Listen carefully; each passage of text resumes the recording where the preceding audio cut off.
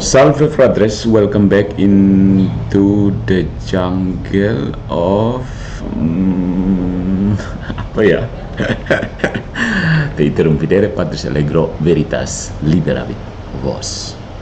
Ada hal yang menarik ya. Tadi malam saya sempat mencoba menyimak apa sih pandangan ya konten kreator lainnya terhadap konten Patris Allegro yang ditanggapi oleh konten kontra Patris Allegro.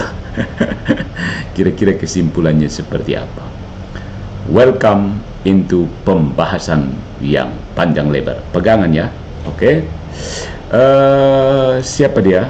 Mari kita bahas. Ada satu apa ya?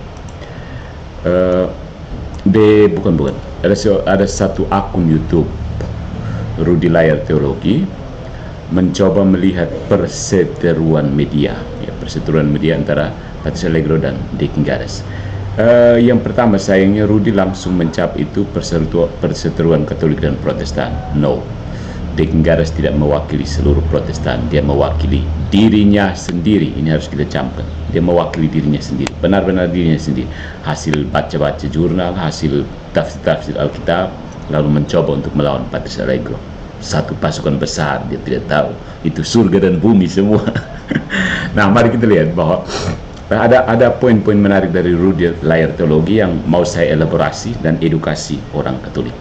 Dari kelemahan ke keunggulan, membaca kekuatan Katolik di balik kritik reformat, ya.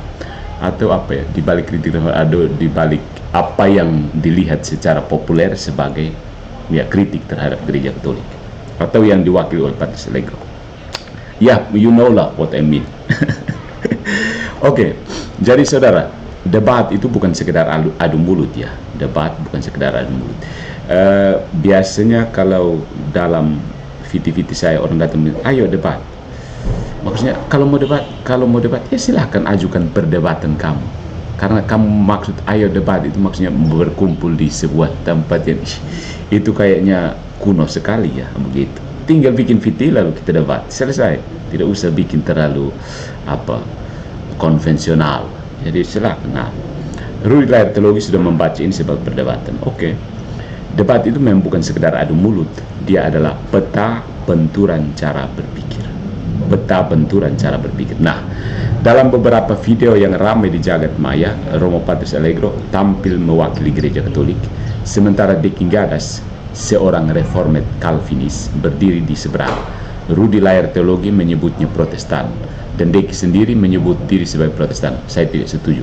Itu membohongi diri sendiri. Deki sebenarnya berdiri sendiri dengan kelompoknya, minimal komunitas STT Rai. Tidak lebih dari itu. Ya, tidak lebih dari itu. Jadi bukan Katolik versus Protestan, no. Ya, jadi Rudy sedikit bias di sini. Ya, dari sini Rudy Layar Teologi masuk sebagai penonton sekaligus juri dadakan. Ya, bagus juga ya. Dia membuat tabel skor, membeda isu demi isu, dan memberi label mana yang unggul, mana yang kalah. Ya, namanya juga ini ya. Silakan. Maksudnya saya senang begitu saja. Dia menyebutnya permainan dan seterusnya. Ya, let's I really love this game, begitu maksudnya. Maksud dari Rudy dia mengatakan I really love this game. Nah, penilaian Rudy menarik justru karena ia sering melihat sisi yang Katolik pahami berbeda. Melihat sisi yang Katolik pahami secara berbeda. Di Rudy Layar Teologi memang posisinya non-Katolik ya.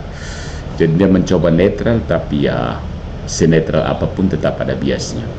Nah, bagi Rudy, Allegro tampak lari ke sana kemari, terlalu sistematis, terlalu mengikat diri pada konsili, terlalu menegaskan batas. Nah, ini penting.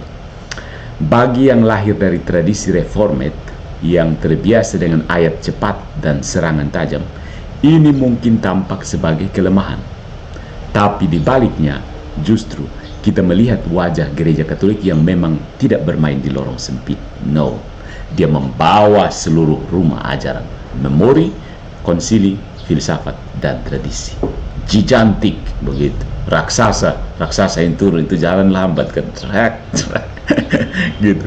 Nah, itulah yang hendak kita tunjukkan di sini. Saya mau tunjukkan di sini. Ini narsis sedikit ya. Ketika orang membahas tentang Allegro, lalu Allegro menanggapi tentang Allegro. Sudah ada orang yang mengatakan ini semacam bentuk narcissistic disorder begitu, NF. Jadi what do you mean lah? Apa yang oleh Rudy diberi skor minus itu bukan tanda rapuh, melainkan bukti beban kematangan, beban kedewasaan. Debat Allegro dan Deki menjadi kaca pembesar yang memperlihatkan jurang perbedaan cara memandang iman. Katolik menggelar peta, Reformed memegang fragmen. Nah, dalam video ini kita akan membaca satu persatu kelemahan tanda petik versi Rudy dan menunjukkan bahwa itulah justru keunggulan Katolik. Paradoks bukan? Paradoks tapi keren. Begitu. Nah, mari kita lihat poin yang pertama, cara berpikir, lari atau menyusun peta. Ya. Rudy mencatat bahwa Allegro dalam debat melawan Deki Gadas sering terlihat lari ke sana kemari. Lari ke sana kemari. Tidak selalu menjawab sesuai arah lawan. Ya. Bagi mata Reformed atau ya Protestan pada umumnya yang sola-solaan itu, ini tampak seperti taktik menghindar. Ya. Tapi bila dilihat dari kacamata Katolik, orang Katolik yang paham, pola ini bukan penghindaran, melainkan bentuk berpikir yang jelas berbeda. Ya. Gereja Katolik dibentuk oleh cara berpikir sistematik, ya, sistematik. Warisan filsafat Aristoteles dan Thomas Aquinas. Ada yang kenal dua orang ini. Di sana satu kebenaran tidak berdiri sendiri, melainkan terjalin dalam jaringan gagasan. Jaringan gagasan. Kitab suci, konsili, tradisi, dan akal budi itu menyatu. Korek satu artinya di sana tergoyang. Korek ini di sana tergoyang. Jadi muku di sini, orang setel di sana supaya ini jentakan, jadi dan longgar di sini. Mur atau bautnya longgar di sini ya tekan di sana nanti ini dan begitu. Jaringan gagasan itu penting. Karena itu ketika satu serangan diarahkan ke titik A, Allegro bisa menjawab dari titik B, C atau D, bukan karena ia kabur, tapi karena Katolik membaca seluruh peta. Dia tidak mau terperangkap dalam permainan parsial. Dia melihat keseluruhan lanskap. Ya. Langsung kan universal gereja Katolik. Gereja Katolik itu dia di puncak gunung loh. Dia di atas di puncak gunung. Benar yang di puncak dia tinggal lihat kayak apa gitu. Itu kerennya di situ. Inilah yang sering disebut kelemahan oleh pengamat seperti Rudy. Padahal justru inilah kekuatan Katolik, menolak fragmentasi. Dalam teologi Katolik, saudara-saudariku, setiap pertanyaan memanggil bukan hanya satu ayat. Ya. You tekan satu pertanyaan itu memanggil keseluruhan sistem, ya. Tetapi ya mengorek satu tubuh ajaran, ya. Apa yang tampak tidak fokus bagi lawan adalah cara gereja menjaga agar iman tetap utuh, bukan sepotong-sepotong. No. Ya kan? Sampai sini paham. Nah, mari kita lihat yang kedua, figur versus magisterium. Ada identitas kolektif sebagai kekuatan. Rudy rupanya memisahkan antara pribadi dan ajaran dalam hal ya debat ini, bukan pada umumnya. Dia berkata bahwa mengkritik Allegro bukan berarti menolak ajaran Katolik. By the way, dia menyoroti bahwa seorang figur bukanlah gereja itu sendiri, bukanlah magisterium. Tapi saya tidak tangkap apa maksudnya. Ya. Di satu sisi ini benar dalam logika debat, memang benar dalam logika debat, tapi di sisi lain inilah yang membedakan Katolik dari tradisi Reformed yang lebih individual. Gereja Katolik tidak pernah berbicara dari suara tunggal. Ya, masalah di situ. Ketika seorang imam seperti Allegro berbicara, dia tidak berbicara sendirian. Ia berdiri di dalam tubuh gereja yang memanggul sejarah 2 milenium. Jadi kalau lapor Allegro ke Polda itu artinya lapor gereja Katolik yang sudah berdiri 2 milenium itu ke Paul. Ya, dia meminjam lidah konsili, katekismus, para bapak gereja dan tradisi hidup. Karena itu, kritik pada figur tidak pernah sepenuhnya terlepas dari ajaran, sebab figur itu adalah bagian dari rantai pengajaran resmi. Magisterium, yaitu kuasa mengajar gereja, bukan sekedar kumpulan dokumen, bukan, tetapi organisme yang hidup, tempat suara pribadi menyatu dalam harmoni. Ya. Jadi kalau lapor Padre Allegro itu artinya siap-siap lapor lapor kekuatan yang sudah berdiri tegak selama 2 milenium. 2 milenium ke? Yes. Bagi Rudi, ini tampak seperti kelemahan. Mengapa suara pribadi begitu terkait dengan institusi? Tapi justru disitulah kekuatannya. Katolik percaya bahwa kebenaran bukan hasil improvisasi seorang individu, melainkan buah kor besar yang dijaga, diuji, dan dipelihara. Figur bukan idolanya. Figur adalah mulut komunitas. Di dunia yang mudah memecah-mecah opini, kesatuan suara ini adalah kekuatan, bukan beban. Kesatuan suara. Baik ya, yang berikutnya tentang memori dan konsistensi. Jadi menurut Rudi ini adalah perang abad ke-16 yang hidup kembali. Rudi tampak heran dan kadang geli yang melihat Allegro selalu membawa kita kembali ke suasana abad ke-16. Bahkan menyebutnya seolah perang lama yang dibuka kembali. Ya, dalam VT sehari-hari juga ada yang selalu mengatakan, kok Romo TA tidak pernah move on? Bagi penonton Reformed Protestan yang ingin debat terasa segar dan kontekstual, ini mungkin tampak seperti obsesi sejarah, ya. Tetapi disinilah kita melihat wajah gereja Katolik yang berbeda. Dia tidak pernah menanggalkan memori. Menanggalkan dan meninggalkan memori itu tabu, gitu. Anamnesis, do this in memory of me. Mysterium Fidei. Kristus telah wafat, Kristus telah bangkit, Kristus akan kembali. Anamnesis. Trente dan Vatikan kedua bukan dua suara yang saling meniadakan. Vatikan kedua tidak membatalkan Trente, dia hanya mengubah nada pastoralnya. Substansinya tetap sama, hanya cara bicara yang lebih bersahabat. Katolik memegang memori bukan karena romantisme, melainkan karena ia percaya kebenaran tidak kedaluarsa. Kebenaran tidak pernah kedaluarsa. Konsili, dogma, dan sejarah menjadi akar yang menjaga pohon tetap tegak di tengah deru angin zaman. Apa yang tampak keras kepala bagi pengamat adalah tanda konsistensi. Ketika Allegro mengingatkan soal kutukan bidat, sakramen, dan otoritas, dia bukan sekedar bernostalgia. Dia mengingatkan bahwa iman Katolik tidak lahir kemarin sore. Dia lambat tapi tidak goyah. Ia memanggul ratusan tahun warisan tanpa merasa perlu meminta maaf karena setia. Jadi raksasa kalau jalan kan pelan kan, tapi injak satu kali kan goyang begitu. Kalau di film-film kan. Nah, itu tentang memori ya, memori dalam gereja. Kemudian filsafat dan kitab suci, itu analoginya arsitek dan tukang.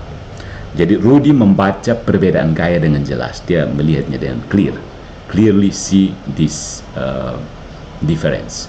Dekingaras tampak nyaman membedah ayat demi ayat, sedangkan Allegro memanggul filsafat, berbicara Aristoteles, Thomas Aquinas, dan causa instrumental. Nah, dia menilai ini kadang seperti tidak nyambung, seolah Allegro menghindar dari teks yang dilempar lawan. Tapi ketidaksamaan ini lahir dari fondasi yang berbeda. Gereja Katolik memandang kitab suci bukan sekedar kumpulan ayat, melainkan bagian dari simfoni yang lebih besar. Tradisi, magisterium, akal budi, dan sejarah. Filsafat dipakai bukan untuk mengaburkan teks, tetapi untuk memastikan teks dimengerti secara utuh. Kata kuncinya utuh. Allegro memandang perbedaan bukan sekedar menembak ayat, tapi membangun rumah dari batu-batu kebenaran yang saling menopang. Jadi Allegro itu seperti arsitek yang merancang bangunan, bukan tukang yang sibuk memasang satu paku. Paku ini di mana ya? Terakhir murnya lebih ke tidak. Mur ini pasang di mana? Mur ini kemana? Terakhir mur lebih. Begitu mur lebih, marah-marah kepada arsiteknya. Kau tambah-tambah ini mur dari mana? Gitu. Allegro bukan seperti itu. Bagi telinga Reformed Protestan yang suka duel cepat, ini bisa tampak melebar. Tapi justru disitulah kekuatan Katolik. Enggan membiarkan satu ayat dicabut dari tanahnya. Dalam pandangan gereja, ayat tanpa kerangka bagaikan jendela tanpa dinding. Allegro mengajak lawannya melihat peta penuh, walau itu berarti keluar dari kebiasaan main potong per potong. Ya. Jadi analoginya begini, Allegro paham cerita tentang saya baca novelnya, katakan ini Harry Potter, salah satu novelnya, The Philosopher's Stone. Ya. Lalu kemudian ada orang yang mengajak untuk buka halaman ini, lalu dia ambil kalimat sepotong, lalu dia fokus ke situ. Allegro misalnya, lu baca seluruh dulu. Kalau kau model begini, kalau tafsir begini akan mengganggu keseluruhan cerita. Begitu. Berikutnya ada, ya di sini ya Rudy secara jelas menegaskan, coba Allegro duduk untuk analisis teks kitab suci, mungkin bisa bagus. Tapi justru itu membuktikan bahwa Allegro itu kerja tim. Gereja Katolik itu bukan suara satu orang, timnya solid. Jadi Allegro fokus ke filsafat, ada ahli kitab suci yang akan menjelaskan bolak-balik itu ayat, itu ada orangnya. Tidak usah terlalu main multitasking begitu. Nanti tidak nyambung. Ya. Nanti kita akan lihat perbedaan pendeta Protestan dengan imam Katolik ada di situ. Yang berikutnya ada fragmentasi dan kepenuhan. Rudy mengangkat isu fragmentasi. Angka-angka populer seperti 33.000 atau 40.000 denominasi Protestan katanya sering cacat metodologi. Dia setuju dengan De Kingadas. Dia benar memang, keduanya benar. Angka bisa dilebih-lebihkan, iya, tapi fakta tidak hilang. Fakta ini tidak hilang, ya. Nah, Protestantisme terbelah ke banyak cabang, itu faktanya. Ya, Allegro tidak sedang bermain statistik, no. Ia bicara prinsip. Kalau statistik, kayaknya tanya ke Binser Huta Barat ya. Kalau mau statistik, karena dia katanya dia penelitian yang begitu-begitu. Tapi Allegro bicara prinsip. Bagi Katolik, masalahnya bukan 30.000 atau 300 atau 63 kurang 4 tambah 1 plus 2 minus 1. Tetapi kenyataan bahwa tanpa otoritas pusat, tubuh Kristus yang satu terbelah menjadi potongan-potongan kecil. Kita lihat ya, Luther begitu terbelah, dia membelah diri lagi jadi versi Calvin, versi Zwingli. Sekarang membelah diri yang keberapa?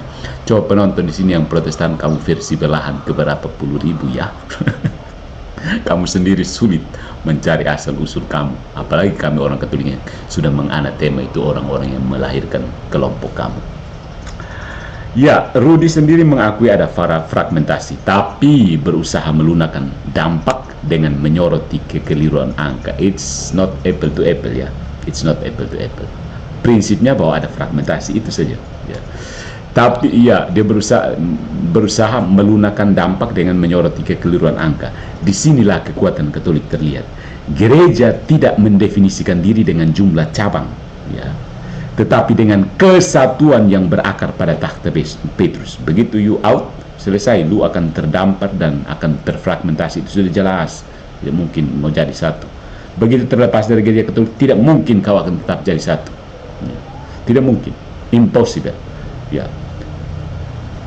Di mata Katolik, persatuan itu bukan tambahan, tapi sifat hakiki dari iman. Hakikatnya mendasar sekali, ya.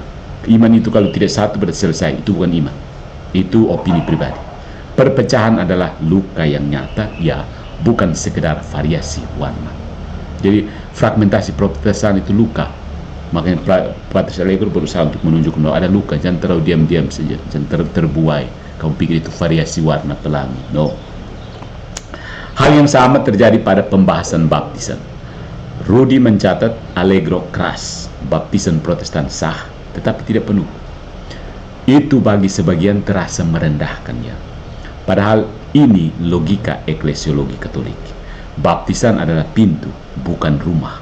Sah berarti membuka pintu ke dalam keselamatan, tetapi kepenuhan iman memerlukan sakramen lain, kesatuan dengan gereja, dan otoritas yang terjaga. Karena itu, Allegro menegaskan Protestan itu Kristen tapi heretik.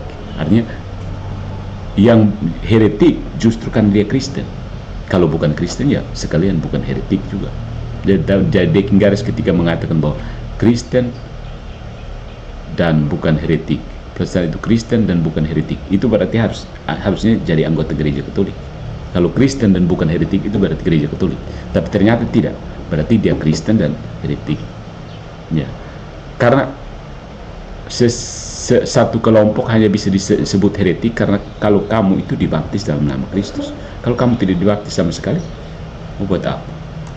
Kenapa disebut heretik? Orang Katolik tidak menyebut, dalam dokumen resmi tidak menyebut misalnya orang yang beragama lain itu sebagai heretik. No, you are out of order. Gitu. Oke.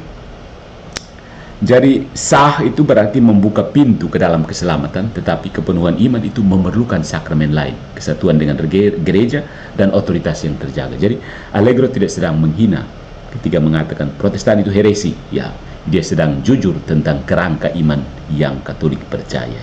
Ya kan? Dalam dua isu ini, Rudi mencoba mengurangi beban kritik dengan bermain pada sisi data dan istilah. Tapi justru disitulah keunggulan Katolik muncul. Bukan soal menghitung cabang atau mendebat istilah, tetapi soal tubuh yang tetap satu, rumah yang tetap utuh, pintu yang tidak dibiarkan berdiri tanpa tembok. Kemudian Rudi juga menyasar istilah dan ekuivokasi, ya. Rudi menyoroti keunggulan Deki dalam memecah istilah, pembenaran, iman, sola fide dengan presisi semantik. Ya. Dia memuji cara reformed memisahkan makna awal dan proses, status dan buah. Di sini Allegro tampak kurang detail, lebih fokus pada kritik menyeluruh terhadap doktrin seperti sola fide, sola scriptura. Sekilas ini tampak sebagai kelemahan. Oke. Tapi inilah karakter Katolik, tidak pernah puas dengan potongan kata. Makanya orang Katolik selalu tanya terus, sola scriptura itu tidak logis, tidak historis, tidak biblis. Ya. Allegro tidak membuang waktu di semantik karena dia melihat gambaran besar. Iman bukan label, tapi jalan hidup yang penuh sakramen. Pembenaran bukan momen tunggal, tapi proses rahmat. Katolik selalu waspada pada bahaya cherry picking, yang secara jujur diakui oleh Deckenggares sendiri, memilih kata yang nyaman dan mengabaikan yang lain.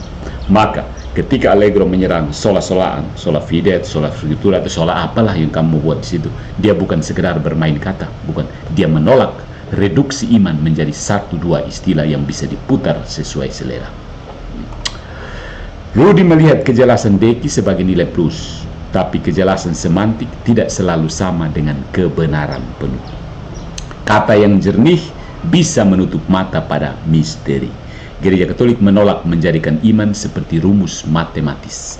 Dia lebih suka memberi ruang bagi kebenaran yang utuh yang menyentuh pikiran dan tubuh, sejarah dan komunitas. Allegro tampak melompat-lompat. No, dia hanya enggan terjebak di ruang kata yang sempit. By the way, Deckenggares maksudnya standar ganda dalam hal ini soal semantik. Dia rela mau menjelaskan secara rinci perbedaan justification apalah maksudnya, tapi dia tidak mau melihat orang Katolik menjelaskan antara dulia, hiperdulia dan latria. So, siapa di sini yang standar ganda? Who knows?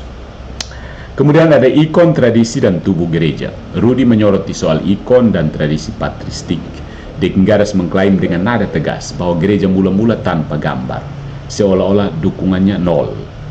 Allegro menolak klaim ini dan membawa bukti sejarah. Penghormatan ikon tidak muncul tiba-tiba di Konsili Nikea kedua, tetapi lahir dari proses panjang. Ada fase-fase, ada pro dan kontra, ada Basil Agung yang membela, ada Clement dan Origen yang mengkritik. Tradisi itu hidup, bukan garis lurus. Disinilah kita bisa melihat Protestan tetap akan berdiri pada cherry picking. Mereka posisi teologisnya seperti apa, mereka mulai pilih untuk menguatkan diri. No, gereja Katolik berdasarkan pada konsili.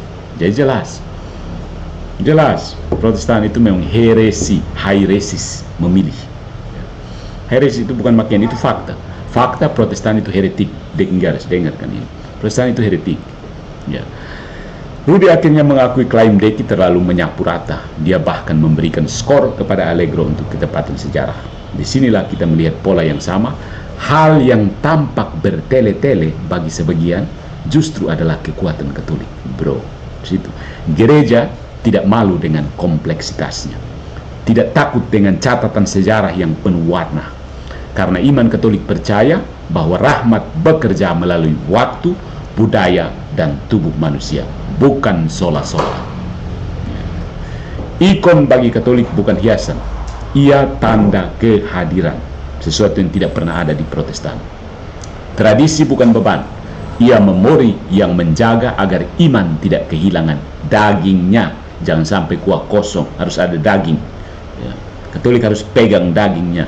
Yang mau kuah kosong di situ kuah kosong. Protestan sering ingin memisahkan tubuh dari jiwa, kata dari rupa. Katolik menyatukannya. Maka ketika Allegro bicara ikon dan tradisi, dia tidak sekedar membela masa lalu, dia membela iman yang bertubuh, iman yang ada iman yang ada isi dagingnya, bukan iman kuah kosong. Iman yang meyakini bahwa Allah masuk ke dunia materi, dan karena itu dunia materi boleh menjadi jendela menuju Allah. Ya. Jadi iman Katolik itu bukan abstraksi ide yang diparadaikan lalu diperdebatkan di meja bundar, tidak ada. Ya. Kemudian ada retorika dan permainan. Oke, retorika dan permainan ini lebih ringan ya, tentang gaya kemasan. Rudi Layar Teologi juga menyinggung soal gaya dan nada. Dia melihat kedua pihak sama-sama keras, kadang melempar istilah yang tajam bahkan sarkas. Dia mengingatkan bahwa serangan personal sering mengaburkan substansi, tetapi dia juga mengakui inilah ritme YouTube, inilah gaya era digital. Konten keras sering lebih didengar ketimbang uraian akademik panjang.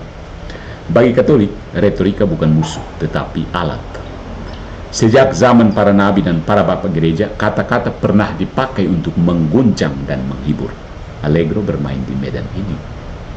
Kadang tegas, kadang sarkas, kadang penuh warna. Apakah ini kelemahan? Hanya jika kita lupa bahwa tujuan debat bukan hanya memuaskan lawan bicara, tetapi mengajar umat yang menonton.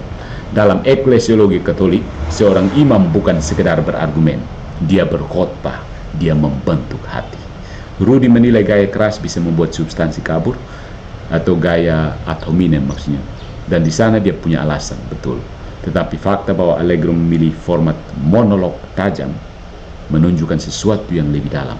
Katolik sadar bahwa kebenaran harus diulang, ditegaskan, bahkan dipertajam supaya terdengar di tengah riuhnya media. Gaya ini bukan pengganti isi, tapi kendaraan untuk menyampaikan isi. Di balik kata yang keras, gereja tetap membawa warisan yang sama, bukan untuk memecah, tetapi untuk memanggil pulang. Jadi kalau dulu idealnya fortiter in re, suaviter in modo. Tapi kalau di arus media yang semakin bising dan riuh, Patus Allegro bilang fortiter in re, fortiter in modo. Nah, yang terakhir saudara-saudariku, debat Allegro dan Deki yang dipetakan oleh Rudi Layar Teologi memberi kita lebih dari sekedar hiburan akademik sebenarnya. Dia membuka ruang untuk membaca cara pikir dua tradisi. Rudi mencoba netral, memberi skor, menimbang fakta dan gaya. Dia menyoroti apa yang tampak sebagai kelemahan Allegro, berpindah topik, terlalu sistematis, terlalu membawa sejarah, terlalu filosofis, dan terlalu yakin pada magisterium. Namun ketika kita lihat lebih dekat, semua itu justru adalah DNA Katolik. Ya. Allegro tidak bermain di lorong sempit, karena gereja Katolik tidak pernah berdiri di lorong. Dia berdiri di aula luas yang menghubungkan kitab suci, tradisi, filsafat, dan sejarah. Dia membawa ingatan abad-abad, karena gereja percaya bahwa kebenaran tidak lapuk oleh waktu. Dia bicara dengan suara konsili, karena iman bukan proyek individu. Dia bicara dengan filsafat, karena iman bukan anti akal. Dia menegaskan kesatuan, karena iman tidak hidup di potongan-potongan. Ingat, kalau saya bicara tradisi, Alkitab itu termasuk tradisinya gereja Katolik. Begitu. Ya. Nah, bagi pengamat Reformed Protestan, ini bisa tampak lambat, berat, dan bahkan berlebihan. Tetapi kekuatan kadang tampak seperti kelemahan bagi yang terbiasa bergerak cepat. Gereja Katolik memanggul sejarahnya seperti petani memanggul air ke ladang. Berat, tapi menyuburkan. Ya. Nah, debat ini bukan sekedar tentang siapa yang menang angka, tapi tentang cara melihat iman. Apakah sebagai fragmen yang dipilih atau sebagai tubuh yang utuh. Dan ketika Rudi menulis skor, dia tanpa sadar menegaskan satu hal. Bahkan kritik paling tajam pada Katolik memantulkan kekasan gereja.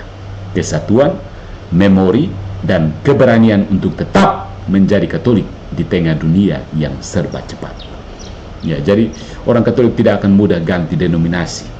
Denom, begitu di sana halaman parkirnya luas, oh kita pindah ke denom sana ya, parkirnya luas loh. Di sana kolam renangnya lebih besar, oh di sana kita bisa baptis selam berulang-ulang loh, sambil menyelam begitu. Tidak ada. Katolik sana akan terganggu dengan begitu.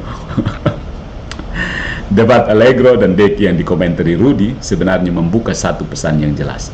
Katolik memang terlihat berat, melebar, dan tidak segesit lawan-lawannya. Tapi itu karena dia memanggul seluruh rumah iman, bukan sekedar berdiri di pintu lalu. Orang Kupang bilang pitoki-toki sini. Toki di sini, situ pitoki di sana. Tidak. Rudy mungkin memberi skor minus di beberapa sisi, tapi setiap minus itu adalah tanda beban yang hanya bisa dipanggul oleh gereja yang sadar sejarahnya. Lari ke sana kemari, bagi Katolik itu bukan lari, itu merangkai peta. Terlalu sistematis, itu bukan kelemahan. Itu tanda bahwa iman ini punya tulang punggung. Dan di akhir, yang tampak seperti kelemahan, justru jadi keunggulan. Di dunia yang senang memecah, Katolik tetap berdiri sebagai satu tubuh. Karena gereja bukan sekedar menjawab soal, dia menjaga warisan. Bukan sekedar membantah, dia mengajarkan. Bukan sekedar berdebat, dia memanggil pulang. Itu yang penting. Kau harus pulang, bro. Tidak bisa debat-debat, oke, kita setuju untuk tidak setuju, ya. Itu salah. Ya, Patrus Allegro itu mau ajak kamu semua untuk menjadi Kristen yang sejati. Jangan heretik, jangan skismatik. Itu saja. Ya kan? Mau jadi Kristen, jadilah Kristen yang sejati, bukan versi heretik atau versi skismatik. Ya. Paradoks kelemahan ini justru jadi kekuatan. Itu punya jejak kuat dalam kitab suci. Rasul Paulus memakainya sebagai jantung teologi salib. Sesuatu yang tampak hina, tapi justru menjadi kemenangan. Beberapa teks kitab suci. Dalam hal ini kita harus sedikit sola scriptura, ya, biar mengimbangi sola scripturanya Protestan. Ada beberapa teks yang mendukung tema ini. Silahkan bisa dilihat sebagai comot logi, terserah. Anda terbiasa mengikuti pola kalian, comot ayat. Oke, sekarang saya mau comot ayat. Berikanlah hak kepada saya untuk mencomot ayat. 1 Korintus bab 1 ayat 25. Sebab yang bodoh dari Allah lebih besar hikmatnya daripada manusia, dan yang lemah dari Allah lebih kuat daripada manusia. 2 Korintus 12:9-10.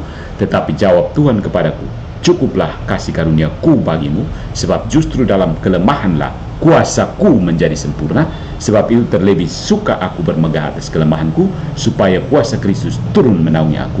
Karena itu aku senang dan rela di dalam kelemahan, di dalam siksaan, di dalam kesukaran, di dalam penganiayaan dan kesesakan oleh karena Kristus. Sebab jika aku lemah, maka aku kuat. Ini yang memampukan saya menghadapi bulian dari netizen. Netizen yang selalu hukumnya itu netizen selalu benar, ya. Jadi kita tidak bisa protes netizen. Sudahlah. Oke. Yang berikut Ibrani bab 11 ayat 34. Mereka yang karena lemah menjadi kuat, yang dalam peperangan menjadi gagah perkasa, yang memukul mundur pasukan musuh. Dan saya sudah menyaksikan itu. Musuh semakin lari terkaing-kaing. Ayat-ayat ini menunjukkan pola yang sama. Di mata dunia, kelemahan tampak kalah. Di mata Allah, kelemahan adalah ruang bagi kuasanya. God bless you all. And once again I ask you, why are you still wandering in the jungle of Protestantism? Welcome back home, brother. Separated brother. Why are you separated? Because of your heresies. Begitu.